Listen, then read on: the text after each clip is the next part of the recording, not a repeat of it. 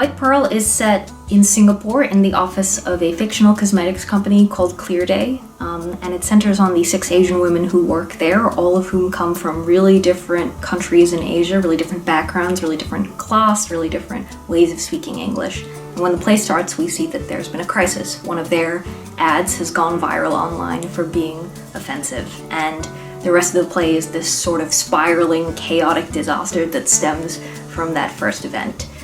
The play is really about whitening cream, and whitening cream as a thematic lightning rod to explore the cosmetics industry, to explore the ongoing legacy of colonialism in Asia in terms of whiteness and anti-black racism, and a lot of sort of complicated, thorny issues around ongoing intra-Asian racism within the region.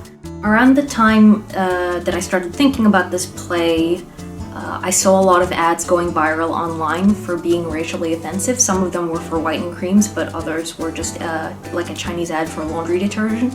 And they were getting such a huge sort of global backlash, and I found it really interesting because I had definitely seen racially offensive ads for whitening creams growing up in Thailand and the Philippines that weren't perceived as such, and I found it fascinating that now with the onset of globalization and the internet, we were now holding people accountable to a global conversation around race that often didn't take into account the nuances of racial dynamics within Asian countries. So I really wanted to dramatize that as a way of exploring not just the issues of online cancel culture, but humor and why it is that some people in some countries find things funny that other people don't.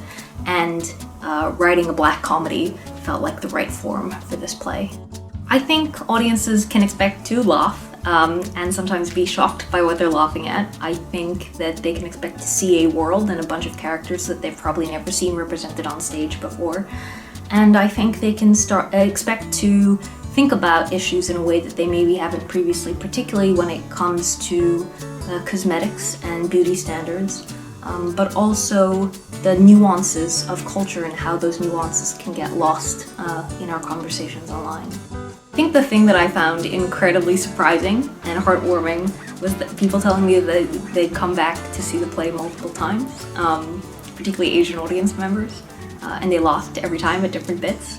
I am so excited to get to bring this play to Queensland audiences, particularly Asian and Asian Australian audience members in Queensland. This play had such a strong resonance and we got such amazing responses from Asian audiences in Sydney, so I'm really excited to see what Queenslanders make of it.